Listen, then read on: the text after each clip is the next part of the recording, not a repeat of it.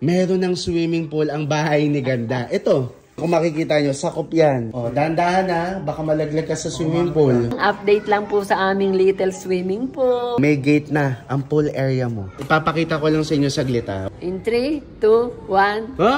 Hello mga kabagang, mag-update lang tayo. Bahagya uli sa bahay namin na malapit nang matapos. Mag-6 na buwan na.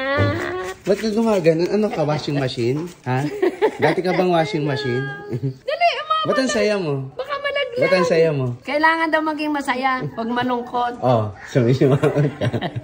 Mausapan na natin Dali, yan. baka malaglag. Kasi malapit na matapos. Oo nga. So, sige, update mo na. Pumunta ka na. Di mo na nila pwedeng makita. Oh, wait lang, wait lang. Dito ka muna. Pumesto ka. Oh, Ayan, go. bakit kalahati lang? May gate na ako, kalahati pa lang. Alam nyo mga kabagang, di ba nga sa sobrang tagal nga nung bahay, ang dami na nating naisip na ipagawa. Ayoko pa sanang i-announce sa kanila yung bago natin dinagdag sa bahay mo. Oh, ito nga. Bukod dyan, meron. So, ito mga kabagang, since mahaba-haba ang panahon, nakakapag-isip pa kami ng pwedeng gawin, idagdag, di ba? So, ngayon, para din mas bongga yung bahay ni Ganda. Ano idala? Hindi, ito. Naguhukay ngayon sila. Ito nga oh. Kung makikita nyo mga kabagang, sinakop nila yung halos buong labas. Kasi dyan na ilalagay ang iyong swimming pool. Ayun, so mga kabagang, nagkaroon kami ng mahabang oras para mapag-isipan dahil habang ginagawa. So ngayon, meron ng swimming pool ang bahay ni Ganda. Ito mga kabagang, kung makikita nyo, sakop yan. Hanggang doon yan mga kabagang. Ang sabi kasi ni Ganda, bilang mahilig kasi mag-swimming yung apo niya, gawin na lang namin tong swimming pool. So mangyayari dyan mga kabagang, nagukay pa sila, kung makikita nyo. Lalaliman pa nila yan kasi papaabutin nila dito sa gilid. Bale, magkakaroon niya ng parang, underground na pool. Excited ka na sa swimming pool ng apo mo? I-comment nyo mga kabagang kung anong tingin nyo, kung papagawan pa ba namin siya ng underground or sapat na to para sa apo ni Ganda. Pero so far, ang nahuhukay pa lang nila dito mga 3 feet. So ipapa 5 feet namin yung lalim ng swimming pool ni Ganda. Oh, dahan-dahan na, baka malaglag ka sa swimming pool. Ayan, ganyan lang mangyayari dahil ginusto mo mag-swimming pool eh. Di ba? Masushoot ako sa balong malalim. Dali, ibalik nyo to. Hello mga kabagang. Magkakaroon na nga ng swimming pool yung bahay. Excited ka ma? Para sa apo ko. Yun. So, syempre mga kabagang, yung iba nagtataka, bakit may pool? Ang liit lang ng pwesto. Hindi, pinapagawa namin sa mga kabagang ng underground na connection para medyo magkaroon ng space sa ilalim na tuloy-tuloy yung swimming pool. Basta, abangan nyo na lang yung magiging output, pero nakita nyo na yung hukay. So may mga nagsuggest sa inyo na pwede rin siyang gawin jacuzzi, or... Hindi, jacuzzi kasi maliit lang siya eh. Pwede naman. Ngayon, ang dami nilang nire-request, pwede naman natin i-workout yung jacuzzi. Yung parang nakaupo ka lang doon, tas bumubula yung tubig, or pwedeng mainit, pang hot spring, ganyan. Maraming nagre-request nga na parang, ay okay din po yan kay Ganda kasi kapag kunyari warm yung water, pampabuhay ng dugo. Kumbaga, okay din naman daw na lagyan natin ng parang maliit na pool area yung bahay mo. Para talagang pang donya na. Ngayon, bibigyan natin sila ng status or ng update. Halika. Ito na siya mga kabagang. Ayan. So, ito na yung house update. Sinakpan lang muna nila. Pero, nilagyan na nila yun ng forma. Hollow blocks. So, kung mapapansin nyo mga kabagang, ayan. Dire-diretso na yan doon. Hanggang sa dulo. Pero, may mga nag-comment sa inyo na mahihirapan dito, mama. Bakit? Mahirap kapag naglagay tayo dito sa pinakabungad. Bakit? Kasi baka pwedeng malaglag. Tama naman sila. So, ngayon mga kabagang, ito, papaharangan natin yun ng crystal clear na parang glass na pwedeng maapakan. Para kita mo pa rin yung tubig. Ganun yung unang plano namin mga kabagang.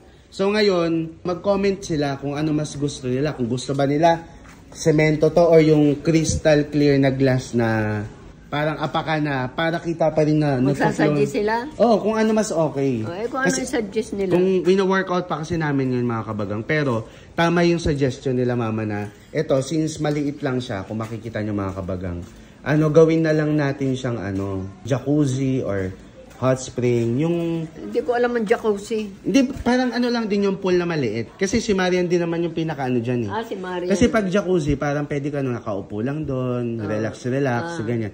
Tapos basta mga kabagang, ang mangyayari dito, simula dito sa tinuturo ko hanggang doon, ipapahukay namin, dyan na yung part ng pool. Tapos magpapalagay kami doon, parang loft type. Anong loft type? Yung tambayan. Kung saan makakatambay yung mga, para pwede na tayong mag-outing as a family na dito lang sa bahay. So ito na yung status. Mga kabagang, excited na ako magawa ang little swimming pool. Para rin naman kaya yan eh. Little sila yan, little swimming Ikaw, pool. pero magsuswimming din tayo doon, ma. Pwede tayo mag-content doon. So ito na siya mga kabagang. Ayan. May takip. Ito, kung makikita nyo yan, pinopormahan na talaga siya. Ngayon, abangan nyo na lang yung mga magiging progress nitong aming swimming pool. Excited ka na, ma? Oo, dali. Ayun na. Yan Ayun pwede din mag-swimming yung mga aso mo doon. Mga kabagang, hanggang susunod na update sa aking little swimming pool. Little swimming pool naman talaga. Little swimming Basta pool. mag-comment sila kung anong suggestion nila para ma-apply agad natin. Mag-comment lang po kayo mga kabagang, ha?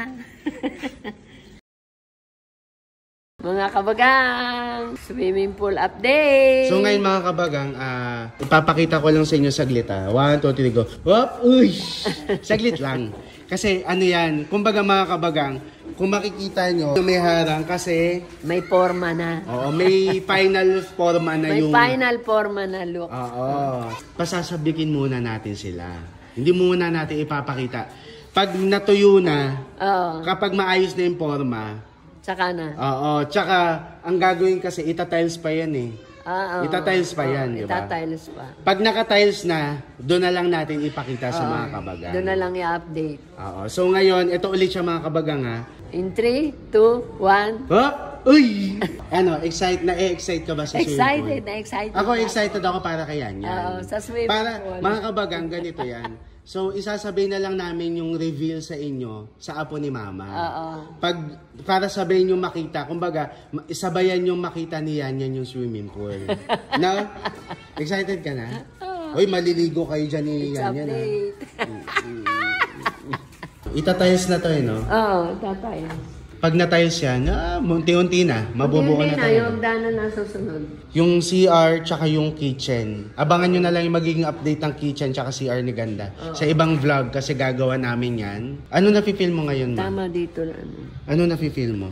Siyempre, I'm happy. Malapit nang matapos. Sana po mga kabagang. Sana ang goal natin ngayong October. Tapos na kahit kulang-kulang pa yung gamit. Basta matapos siya. Kasi kahit naman, kunyari, wala pang mga sofa, yung mga dining. Pwede na yan. Basta yung matapos lang yung construction. Lilipat na ako. Kasama ng mga pusa. Kaya lang anong higaan ko yung... Ay hindi na tayo magbabalik na may mga kuto-kuto, magkakati-kati. Magtiwala ka bago lahat ng gamit. Pero totoo ba yun dapat ang una mong ipapasok yung... santo, asin, asukal, bigas, pera. Pero pwedeng nauna na yung mga gamit bago yung Hindi, yun muna ang akin dadalhin. Tubig, santo. Basta maipasok lang yun. Yun ang una Kasi magkakaroon pa tayo ng housewarming yung papadasalan natin. Ay, saka na yun. Hindi, kumbaga okay lang na tsaka na yung padasal. Basta ang unang maipasok. Ang importante, tubig. Asin, asukal, bigas, langis, santo. Hindi na. Sige. So yan, abangan nyo na lang kapag pwede na kaming umapak. Lalagay ko yung... Ano lang to, quick update. Quick update? Ano yung quick update? Yung lang, kasi hindi tayo makapasok Paano mag-update? Lilipad? Quick update. Mga kabagang, update lang po sa aming little swimming pool. Kailangan may little? Ay, sa amin. Maliit lang to. Parang so ngayon, may gate na yung pool. May gate. Pero, hanggat hindi natatiles yung pinaka-pool, hindi muna natin ipapakita sa kanila. So, ipakita muna natin yung gate ng pool area mo. Ayun siya. Ito siya mga kabagang. May gate na ang pool area mo. Di ba? Excited ka na? Oo naman. Medyo madilim lang mga kabagang, pero i-update mo na lang ulit sila kapag na-tiles na yung pool. Yun lang, i-update mo sila. Gate lang to. Gate lang. Hello kayo. Bye-bye. Mga kabagang, nandito na po yung pinto ng banyo ko. Punta mo. Huwag na, pamilienda mo na. Kala ko wala ayan na ang pinto ng banyo ko. Sa banyo lang yan?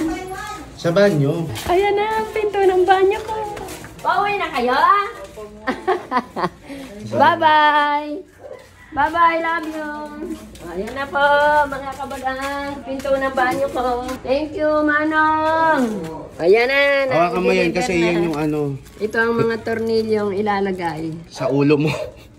Sa ulo ko at nagluwagan na ang tornilyo ko. Ayan. Ito yung mga ilalagay. Oo. Hawakan mo kasi pag si Papa nawawala eh. Hindi ko malang kung papa mo B.O.B.O. Oh, nandyan na. Sino? Ay no, nandyan na siya. Sino? Halika nga, nandyan na sa labas. Sino? Na-deliver na yung pangmalakasan mong pinto na isa. Pinto? Yung pinto mo sa balcony, dumating na. Pinto? Bakit nauna ang pinto ng balcony? Eh, yun yung pinapauna para ma-set na yung balcony, di ba? Isa lang? O, isa lang. Mag-isa ka lang, Mamang Pogi. Ano yung Kaya muna? nyo yan? Tatlo? Gaan lang po yan. Magaan lang po yan, sir. Ikaw na mag-ano ma. Saan? Magbuhat. Ito, magaan lang din sa... Oo, may Oh. Oo, Kaya oo. mo ba yan, Pogi? Nandito na mga kabagang ang pinto ng balcony. Ayan o. Secret pa Pinto ng muna siya. balcony. Oh, excuse me! Ayan, kahit dyan na lang. Ito po. Ay, thank you. Okay na po yun. Thank you Thank you po. po. Ah, ito? Oo. Bakal to kasi... Bakal? Kasi doon pag naulanan, mabasa man o ano. Bakit maulanan ba dito yan? Hindi, expose sa tubig ah. Kapag kahoy kasi ang ilalagay mo na pinto doon, ang kahoy kapag Ba't nabasa, walang bubong tong lalagyan? Meron. O, ba't mababasa to? hindi maaanggihan pa din yan ng tubig. Hindi ko maalaman kung saan talaga pinto. Oli, kakitin natin. Alam, Dito. hindi dyan. Saan? Dito nga sa taas. Dito dyan. Ah, dyan. Dyan ilalagay. Ah, dyan yun. Pinauna sa akin kasi Ito ang pinakaano. para ma-establish na sila dyang... Ah, Kaya siya bakal, ma. Kasi maaanggihan ng tubig. Kapag kahoy kasi, nalagyan ng tubig. yun. So, unti-unti na. Ilang pinto na lang ako lang. Ewan ko sa- 1, 2, 3. Tapos yung sa main door na pinapa-customize na malaki. Oo nga. Tapos, kasi dumating na yung pinto ng banyo mo. Tapos yung pinto ng balcony mo. Tapos, mga bintana. Unti-unti nang nabubuo. Oo, kahit hindi po, lilipat na ako dyan. Ayan na. Yan yung sa peron. Yan na yung main door mo. Ayan o. Ah, pinaka-main door. Mga kabagang, nandito na yung main door ko. O, kaya pala na isa eh. Kaso mabigat. Yan po ito. Sige, dyan po sa ano. Kakanan tayo, kakanan.